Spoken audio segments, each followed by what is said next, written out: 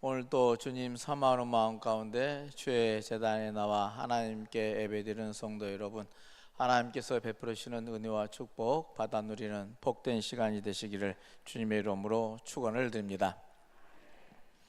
어떻게 지내셨습니까? 폭염과 무더위 가운데 날마다 거리에 나오면 푹푹 찌는 열기가 오히려 걷기도 힘들 정도로의 더위였는데요. 그래도 오늘은 빗방울이 떨어지니까 시원하고 상쾌한 것 같습니다. 또 무더위가 몰려온다 하니까요, 이 무더위 지혜롭게 건강히 유의하시고 믿음으로 잘 이겨내는 우리 성도님들이 되시기를 바랍니다. 우리 모두가 다 행복해지기를 원합니다. 복 받기를 원하고 당연한 것이죠. 근데 이 행복을 얻는 방법에는 두 가지가 있다고 그렇습니다. 하나는 소유를 늘리는 방법이 있고요, 또 하나는 욕망을 줄이는 방법이 있다는 것입니다. 그렇죠. 많이 가지려고 하는 것보다 또 줄이려고 하는 방법이 두 가지 방법이 있는데요. 서양 사람들은 대부분 전자를 택했습니다. 얻는 것에 더 집중을 했고요, 동양 사람들은 후자를 택했다는 겁니다. 그래서 따라서 문화사적으로 볼 때는 서양 사람들은 물질 문명이 발달을 했고, 그리고 동양에서는 종교와 철학이 발달했다라고 해석들을 합니다. 이 말씀을 드린 것은 사물을 바라보는 관점이 어디에 있느냐 하는 겁니다. 어떻게 보느냐, 행복을 얻는 방법에서도 이 두 가지가 있는 것처럼 어떻게 보느냐에 따라서 우리의 삶이 다른 가치관이 있더라는 것이죠. 사건 그 자체보다 더 중요한 것은 어떻게 바라보고 어떻게 해석하느냐가 더 중요하다는 이야기입니다. 이것을 역사에서는요, 사실보다 시각이 더 중요하다라고 표현을 합니다. 이 수없이 많은 똑같은 역사를 지내왔는데 그것을 바라보고 해석하는 관점에 따라서 역사가 다르게 쓰여질 수 있기 때문에 그렇습니다. 우리들이 흔히들 미디어 비평이라고를 합니다. 이게 TV도 그렇고 신문도 그렇고요, 항상 한 주간에 그들의 논조에 대해서 평가를 합니다. 방향이 어때야 하고 어떤 취지로 됐는지, 어떤 부분에서 부족하는지 이렇게 평가를 하는데, 그때 다룰 때 보도 태도에 대해서 이야기를 합니다. 어떤 시각에서 바라봤느냐 하는 이야기죠. 그리고 무엇을 전달했느냐, 이게 초점을 맞는데요. 이렇게 평가하는 것처럼 우리들의 시각이 어떠하느냐에 따라서 달라질 수가 있다는 겁니다. 우리들은 이스라엘 역사에 하나님이 임재하셨고, 또 이스라엘의 백성들에게 하나님의 말씀이 임재해 주셔서요, 우리는 그 이스라엘 역사를 성경의 기본으로 삼고 우리 신앙에 이어져 가고 있습니다. 근데 이스라엘 역사에 있어서 가장 큰 사건 두 기둥이 있습니다. 그 사건은 뭐냐? 출애굽의 사건과 바벨론 포로기의 사건입니다. 그 앞뒤로의 역사에 대해서 여러 논란이 있을 수 있고 또 찬반 양론도 있을 수 있지만은, 그러나 이스라엘 역사에서 변하지 않는 그것은 애굽에서 출애굽을 한 이스라엘 역사를 간직하고 있고, 또 바벨론의 포로에 가서 고생한 역사가, 이 두 기둥은 변하지 않는 큰 기둥의 역사입니다.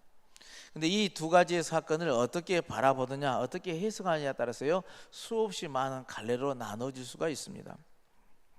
그만큼 이 사건들을 바라보고 해석하는 게 따라서요, 이스라엘 역사와 종교와 문화가 만들어졌고 또 지금까지 이어져 오고 있는 것이죠. 특히 출애굽이 이스라엘에게서는 무척 중요했습니다. 이집트로 가서 그들이 나중 처음에는 대접받고 요셉이 총리로서의 역할을 했지만, 나중에는 이제 노예 생활을 할 수밖에 없는 그런 처지에 빠졌을 때 400년에 걸쳐서 이제 그들의 그런 세월이 지나서 출애굽에 왔을 때는요, 노예나 마찬가지였습니다. 근데 이스라엘 백성들에게 이 출애굽이 잊을 수 없는 그런 추억을, 그리고 하나님의 임재를 경험한 시기였던 것이죠. 유월절의 유래도 생겼고요, 출애굽을 통해서 12지파의 공동체가 국가로서의 면모도 갖추게 되집니다. 무엇보다도 그들은 이 출애굽의 사건을 통해서요, 하나님의 임재를 느끼고 체험한 놀라운 은혜의 사건들을 경험한 것이죠. 어쩌면 이스라엘의 출애굽은요, 이보다 더 중요한 사건은 찾을 수 없는 그런 역사적인 사건이기도 합니다. 그러나 이스라엘 백성들의 보기에서는 잊을 수 없는 출애굽의 역사이고 또 의미 있는 그 역사적 사건이지만 이집트의 시각으로 보면은요, 그렇게 커다란 역사가 아니다라는 얘기입니다. 하찮은 일에 불과하다라는 겁니다. 이집트 변방에 살던 피지브의 국가의 노예들이 그냥 야반도주한 사건으로 치부하고 맙니다. 그도 그럴 것이 이집트의 왕조실록에는요, 이 출애굽의 역사가 나오지를 않습니다. 바로 왕이 이제 하나님께 징계를 받고 10가지 재앙으로 인해서 그가 항복했던 이 역사이지만은 그들에게는 이제 실패의 역사이고 또 무릎을 꿇는 역사에게 기록하지 않으려고 하는 의도도 있을 수 있겠지만, 그러나 그들에 있어서 이집트 역사에서는 이것은 아무것도 아닌 역사에 불과하다는 것이죠. 그렇지만 이스라엘에게는 잊을 수 없는 하나님의 임재를 경험한 그런 역사적 사건이라는 것이죠.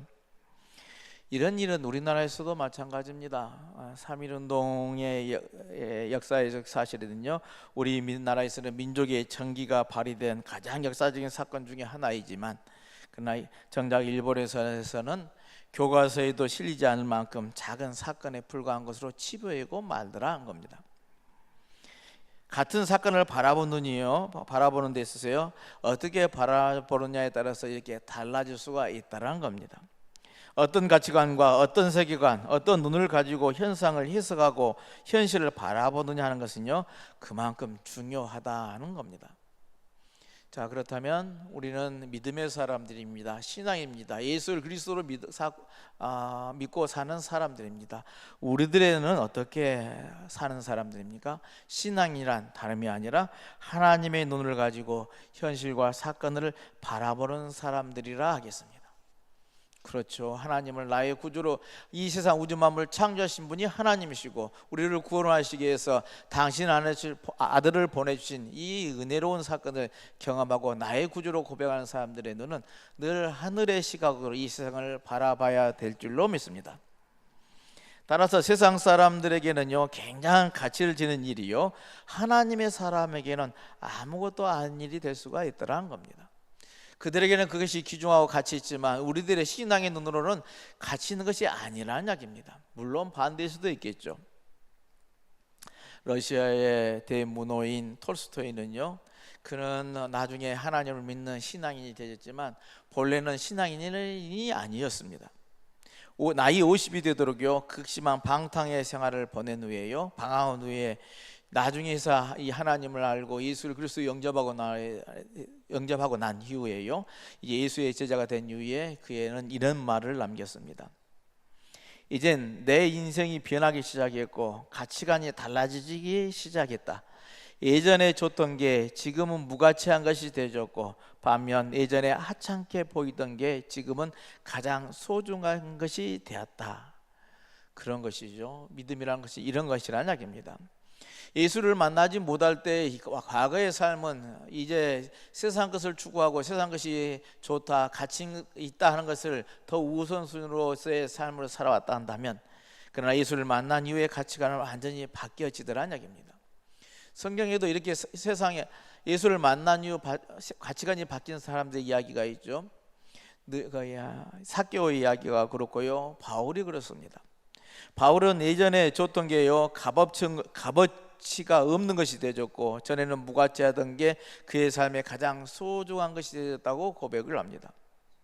바울이 이런 소중한 가치를 알았기에요, 그가 당하는 고난이나 역경이라든지요, 심지어는 사탄의 가시라고 표현한 그 심한 고통도요, 오히려 그것을 감사하면서 감내할 수 있었고요, 또 온전히 믿음의 길로 나아갈 수가 있었다는 겁니다. 삶이 달라지고 가치관이 변하니까 그렇게 되는 것이죠. 예수를 믿는다는 것은 삶이 달라지는 얘기입니다. 우리가 예수를 만나서 회개했다 할 때는요, 삶의 달라짐의 표시입니다. 회개는 방향 전환이라고 수없이 말씀을 드렸습니다. 예수를 알지 못하고 살아간 삶의 자리에서 예수를 알고 난 사람은요, 그 방향이 반대로 나아가는 방향 전환의 삶을 살아가는 것이라는 이야기입니다. 성령 강림 후 5째 주일로 우리는 하나님께 예배드립니다. 성령이 강림함을 받은 사람들은 이렇게 삶이 달라진 삶을 살았습니다. 하나님의 일을 맡은 사람들은 그러면 어떤 삶의 자세를 갖추고 살아가야 할 것인가? 우리는 묻고 답하는 믿음의 삶이 되어져야만 하겠습니다. 성령이 우리에게 은혜를 베풀어 주셨는데, 이 성령께서 우리를 들어 하나님의 도구로 쓰시려고 여러 은사를 주실 때요, 갖춰야 할 우리들의 마음의 자세는 어떠해야 할 것인가 하는 것입니다. 오늘 세 본문을 요약해 보면, 스가랴의 본문은 하나님께서 바벨론 포로의 송아리에서요 귀환한 이스라엘 백성들이요 이제 당시 총독이었던 스룹바벨의 지도에 따라서 성전을 건축하게 하신다는 약속의 말씀입니다. 스룹바벨의 힘으로가 아니라 오직 하나님의 영으로 이 일을 이루어 간다는 것을 강조하고 있습니다. 바울 서신은 바울 자신의 육체적인 약점에 대해서 이제 설명을 하면서요, 가시를 없애게 해달라고는 세 번의 강구에 대해서 하나님은 내 은혜가 내게 족하다 하시면서 이제 들어주지 않았다고 하죠. 그리고 바울의 자신의 능력, 이 복음 전도의 사역들이 자신의 힘으로서가 아니라 주님이 편들어 주셨기 때문에 이 복음을 증거할 수 있었나라고 고백하는 그런 겸손한 신앙의 자세를 우리들에게 가르쳐 줍니다. 또한 복음서 내용도요, 종이 자기에게 맡겨진 일을 잘했다, 자랑하지 않는 법에 대해서 이야기를 합니다. 자랑하지 않는 헌신이 그리스도의 제자의 삶임을, 그의 신앙임을 우리들에게 가르치는 말씀드리라 하겠습니다.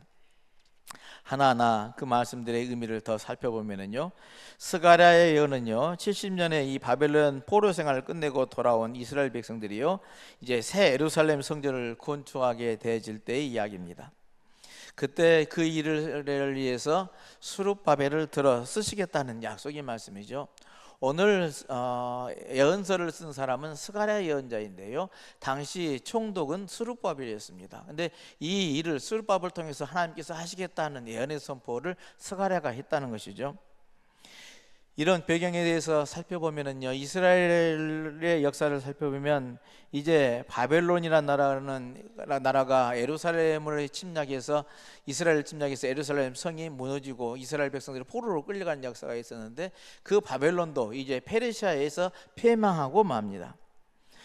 페르시아에 패망했을 때 고레스 왕의 칙령에 따라서요, 그동안 포로 생활하던 사람들이 이스라엘에 되돌아오게 되지는데, 그 1차 귀환이라고 표현하는데 5만 명 정도 되는 사람들이 이제 1차 귀환에 임하게 되집니다. 이들은 포로 생활에서 이제 깨달은 것이 많죠. 우리는 하나님을 믿었고 하나님이 이스라엘을 지켜오신 그 하나님인데, 포로로 끌면 왜 하나님은 가만히 있어가지고 우리를 모른 척해서 눈 감고 있어서 나라가 망하고 포로로 끌려왔을까 되돌아보니 그들의 잘못을 깨달아 알게 되지라는 이야기입니다. 하나님의 말씀을 따르지 않았더란 이야기입니다. 하나님의 등을 지고 배반했다는 겁니다. 우상을 숭배하는 죄를 범하였다는 겁니다. 그 자신들의 잘못을 깨닫고 보니 그들이 고난당하는 이유를 알게 되지더란 것이죠. 그러게 그들이 하나님에 대한 믿음이 회복되자함을 깨달아 알았습니다. 그래서 제일 먼저 되돌아와서 해야 할 일이 뭐냐, 우선순위가 첫 번째가 뭐냐, 예배당을 짓고 그 하나님께 예배하는 것이 먼저다는 것을 깨달았다는 것이죠. 포로를 귀환하자마자 서두른 일은 이 새 예루살렘 성전의 재건이었습니다. 그러나 예루살렘 성전 건축이란 게 쉬운 일입니까? 예나 지금이나 성전을 건축하는 것은 쉽지 않은 일이죠. 그리고 많은 건축비가 들어가야만 가능합니다. 당시 이스라엘에 포로로 끌리지 않고 남아있던 사마리아 사람들은 그 돈이 어디 있어서 지금 먹고 살기도 힘든데 황폐하고 지금 먹을 것이 없는 이 처지에 무슨 성전 건축이 하고 반대를 합니다. 또 포로로 귀환한 이스라엘 백성들은 포로로 귀환해서 뭐가 소중한지를 알았습니다. 하나님을 예배하는 것이 가장 소중한 것을 알기는 알았는데, 포로 생활에서 귀환한 사람들이 무슨 재정이 있습니까? 무슨 돈이 있겠어요? 그러니 성전을 건축하려야 이 재정의 문제의 어려움에 이루어지지 못하고 중단하고 맙니다. 의지는 투철하지만 하나님의 성전을 짓지를 못한 것이죠. 이 중단된 성전을 다시 한번 재건해야 할 건데, 이 예루살렘 성의 건축이 마무리되게 될 거다. 그게 누구의 손에 의할 거냐? 스룹바벨에 의해서 마무리되게 될 거다라는 예언이요, 스가랴 예언자를 통해서 오늘 주시고 있는 말씀이죠. 오늘 본문으로 보면은 스가랴는 이제 환상을 봅니다. 꿈을 꾸는데요, 순금으로 만든 등잔대와 그 곁에 있는 올리브 나무 두 그루를 봅니다. 천사는 이것은 주께서 스룹바벨을 두고 하신 말씀이라고 설명하면서요, 이제 스룹바벨이 이 성전의 기초를 놓았고 또 그가 이 일을 마치게 될 거다라고 선포하라고 합니다. 또 스룹바벨이 머리 떠서 나올 때는요, 사람들이 이 은총이요 은총이다라고 하면서 노래를 하게 만듭니다. 스룹바벨 앞에서는요, 큰 산이 평지처럼 이게 펼쳐지는 무엇이든지 할 수 있는 능력이 있게 됨을 이게 선포해 주신 것이죠. 그런데 이 일을 이루어가는 것이 스룹바벨이 하게 될 거다라고 말을 했지만 그 일이 어떻게 성취될 것인가 하는 것에 대해서요, 이제 스가랴 4장 6절에 보면은 힘으로도 되지 않고 권력으로도 되지 않고 오직 나의 영 하나님의 영으로만 될 수 있다고 선포를 합니다. 스룹바벨에게 성령이 함께 하실 때 하나님께서 스룹바벨을 도와서요, 성전 재건의 역사가, 큰 역사가 완성될 수 있다는 말씀을 하고 있는 것이죠.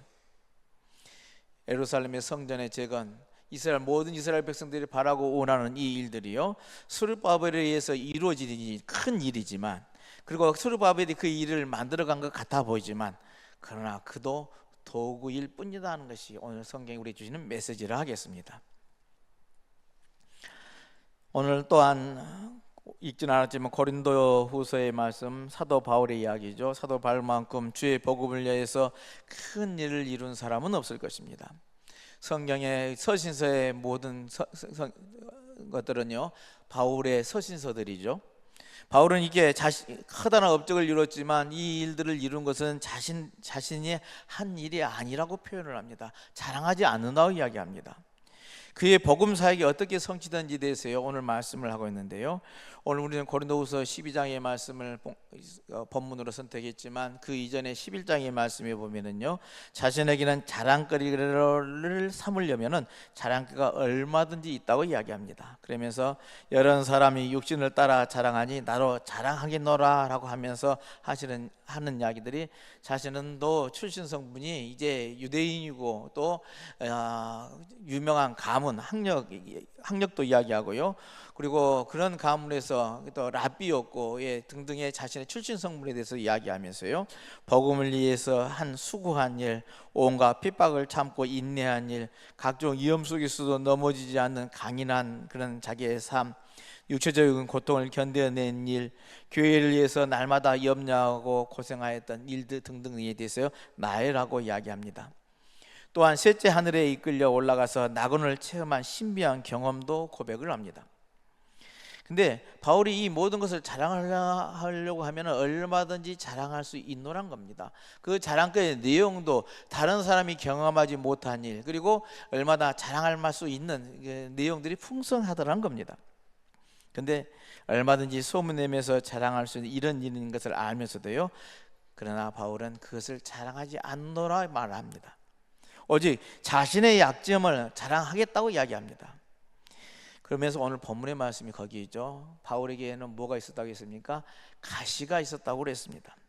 가시로 괴로움을 당하게 해요, 3번씩이나 하나님께 울부짖으면서 없애주기를 간구했는데 하나님께서 들어주지를 않았죠. 내 은혜가 내게 족하다, 이는 내 능력이 약한 데서 온전해짐이라 하면서요, 바울의 기도를 들어주지를 않았습니다. 바울은 성령의 능력이요, 자신의 약함을 통해서요 강하게 역사하였다는 것을 나중에 깨닫게 되집니다. 자신이 이렇게 약함에도 불구하고 하나님께서 나에게 그 일감을 주셨고 그것을 가능케 하였고 또 이루게 하신 이가 하나님이시다라는 그런 고백을 한 것이죠. 이 말씀의 의미는 이렇습니다. 우리가 강하다 할 때는요, 내 힘으로 내 능력으로 내가 그것을 이루었다고 자랑거리를 삼지 않게 하기 위한 것이라는 이야기입니다. 반대로 내가 약하다고 생각한다면요, 오히려 약한 우리는 어떻게 해야만 합니까? 하나님을 의지하게 되는 것이죠. 하나님, 나는 부족합니다, 약합니다, 그냥 하나님께서 도와주세요라고 할 수밖에 없다는 겁니다. 그럴 때 하나님께서는 우리의 약함을 아시고 우리를 도와주시고 우리의 편에 서셔서 그 일을 가능하게 해 주신다는 것이죠. 곧 주의 일은 내가 하는 것이 아니라요, 약한 나를 도와 주께서 하신다는 이 고백이 우리의 신앙의 고백이어야 한다는 말씀입니다. 그래서 사도 바울은 자신의 약함을 자랑하면서요, 그의 많은 업적은요 자신이 이룬 업적이 아니라 주의 영이 이루신 일이라고 오늘 선언을 하는 것이죠. 바울은 도구로서 자신을 말을 했습니다. 주의 복음을 위해서 큰일을 했다고 사람들로부터 높임을 받은 이 유혹에 대해서요, 오히려 자신의 능력이 아니라고 한 것이죠. 참으로 본받을 만한 신앙의 겸손한 자세가 아닌가 싶습니다. 하나님의 일을 맡은 사람들에게 필요한 것은 이런 모습인 것이죠. 겸손하게 하나님께서 나에게 맡겨주셔서 그 일을 감당했노라고 고백하는 믿음의 자세인 줄로 믿습니다. 반대로 우리 주의 종들에게 가장 큰 적이 무엇일까요? 내가 풍성하게 이룬 것에 대해서요, 그것을 내가 했다고 생각할 때 우리는 이제 우리들이 매너리즘에 빠져서요, 자신의 자랑거리로 삼는 건 일이 아닌가 싶습니다.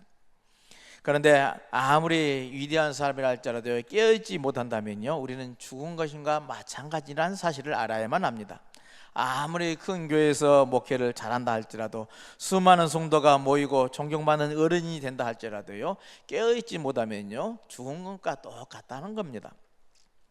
한국 교회사에서 성직자로서 많은 사람들에게 존경을 받는 인물들이 몇 사람 있는데요, 그 두 분 중에요, 저는 김재준 목사와 또 한경진 목사를 들 수가 있다 하겠습니다.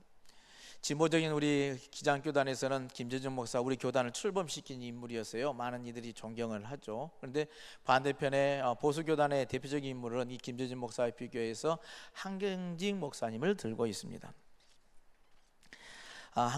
우리 김재진 목사님에 대해서는 많이 들어서 알겠지만, 한경진 목사님의 잠깐 일화 하나를 소개를 하면은요, 그토록 그가 훌륭한 삶을 살게 된, 그리고 존경받는 성직자가 된 이유가에 대해서요, 여러 이야기들을 합니다. 혹자는 좋은 교육을 받아서 그렇다 하는 사람도 있고요, 누구는 오산학교에서 만난 스승들 때문이라고 이야기를 하기도 하고요, 또 어릴 적 기독교를 받아들인 조기교육 탓이라고도 이야기를 합니다. 또 성령파들은 미국의 유학 시절 불치병이 걸렸는데 성령의 체험을 받아서 그러한 인물이 됐다 표현하기도 합니다. 그런데 여러저러한 이유들을 많이들, 그가 성공하고 존경받을 이유들의 여러 가지 이유 중에 하나일 수도 있지만, 그러나 제가 이장 통합증 목사님으로부터 들은 이야기 중에 한 부분은요, 그가 종교의 노벨상이라 불리는 템플린상을 수상하고 나서요, 감사 예배된 그날이에요, 그는 울면서 자신의 비밀을 털어놓았다고 합니다. 그래서 비밀은 뭐냐? 저는 죄입니다. 저는 일제시대 때 신사참배를 했습니다 라는 신앙의 고백이었습니다. 결국 그를 위대하게 만든 것이요, 외형적인 조건이나 교육이 아니라요, 그의 내면에서 평생 앙금처럼 가지고 있던 그의 죄의식이 아닐까 생각을 해봅니다. 이것은요, 생각날 때마다요, 그를 깨우 몸부림치게 만들었겠고요, 그리고 보다 이제 그 죄를 고백하고 하나님의 사람으로서 살기에 수없이 노력을 거듭한 끝에 그가 존경받는 성직자의 이름으로 올라가지 않았을까 하는 것입니다. 가끔 우리는요, 우리들에게 다가오는 아픔은요, 우리를 깨어있게 만든 것을 우리는 깨닫습니다. 어려움에 처했을 때, 고난이 당했을 때 나의 나됨을 깨닫고요, 그리고 더 하나님을 의지하는 나의 모습을 발견하게 되어진다는 이야기입니다. 그러게 그 고난은 때로는 피해가기를 원하지만, 그것이 고난으로 하여금 나로 하여금 신앙에 깊이 있는 자가 되게 만들어 주신다는 것이죠. 이 고난을 통과한 사람은요, 오늘 바울과 같은 고백을 할 수 있게 만들어 준다 생각이 되집니다. 고린도후서 12장 10절 말씀 한번 읽어볼까요? 그러므로 내가 그리스도를 위하여 약한 것들과 능욕과 궁핍과 박해와 공고를 기뻐하노니 이는 내가 약한 그때의 강함이라. 아멘. 그렇습니다. 나의 약함을 알고 하나님의 도우심을 구하면서 온전히 믿음의 길로 나갈 때, 나의 약함을 통해서 하나님은 힘을 주시고 능력을 주시고 그것을 감당케 하시고 이루게 하신 하나님이신 줄로 믿습니다. 그러니 내가 약할 그때가 강할 때라는 고백인 것이죠. 여러분의 믿음의 삶에서도 그 약할 때 오히려 하나님을 믿고 의지하고 더 깊어져 감으로 말미암아 강한 자가 되어서 하나님께 영광 돌리는 믿음의 삶이 되시기를 바랍니다. 오늘 복음서의 말씀 누가복음의 비유는요, 우리들 향한 경고를 하겠습니다. 당연한 봉사한 일로 생색내지 말라는 경고를 하겠습니다. 우리 주변에는 자신이 해야 할 일을 하고서는요, 그것을 자랑하는 사람들이 있습니다. 굉장한 업적을 세운 듯이요 떠들어대는데요, 속사정을 살펴보면 그가 책임 맡은 일을 했을 뿐인 것이죠. 그가 맡은 때 그 일을 감당한 것 뿐이라는 이야기입니다. 우리들이 주님의 일을 맡아 행했을 때요 주의할 점이 바로 여기에 있다 하겠습니다. 사도 바울은 맡은 자들에게 구할 것은 충성이라고 말합니다. 충성했으면 그것으로 된 것이지요, 충성했다고 소란스럽게 자랑할 것은 아니라는 이야기입니다. 내가 무엇을 했노라, 내가 무엇을 만들었노라, 내가 했을 때 무엇을 이제 세웠노라 라고 자랑할 거리가 아니라는 겁니다. 그거는 올바른 태도가 아니라는 것이죠.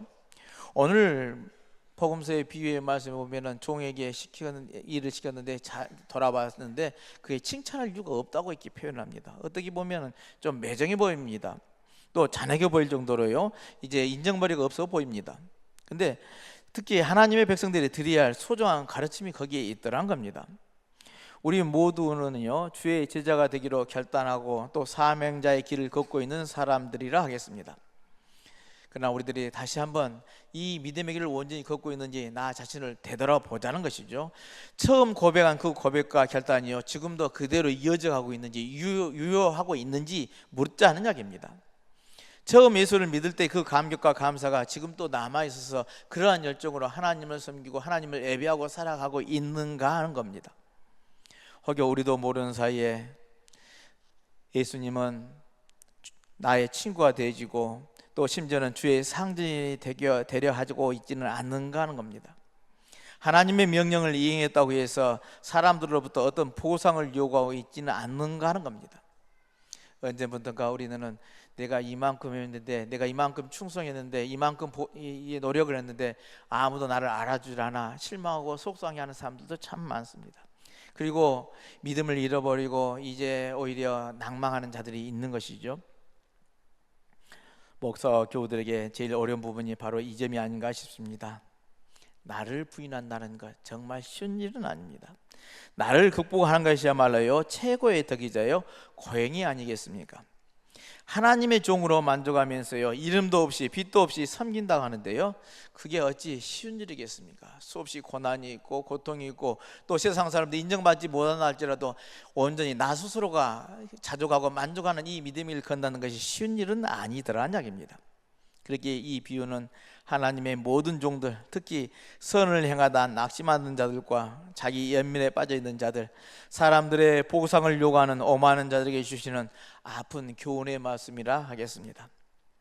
오늘 말씀들을 통해서 깨닫는 바가 있습니다. 인간의 모든 능력은요 성령에 사로잡힐 때 사회 역사를 이루고 하는 그런 희망의 능력이 된다는 사실 새삼 깨닫게 만들어집니다.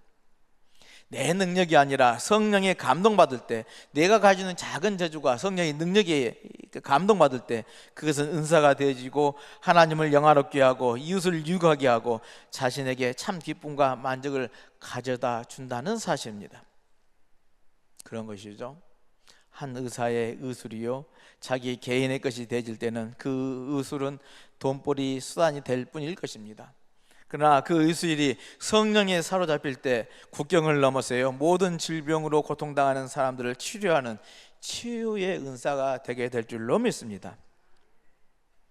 우리는 누구나 다 하나씩 그 장점과 재주와 미덕이 있습니다. 이것이 성령에 사로잡히기를 바랍니다. 여러분이 가지고 있는 그 능력이, 그 재주가, 그 은사가 성령에 사로잡혀서 하나님께 쓰임받는 그런 은사가 되시기를 바랍니다. 성령에 사로잡힌 재능은 우리에게 생명을 가져오는 희망의 능력이 되게 될 줄로 믿습니다. 사실 우리는 모두 무조건적인 은혜로 말미암아 구원받았고 하나님이 종이 되어줬고요 사명도 받았습니다.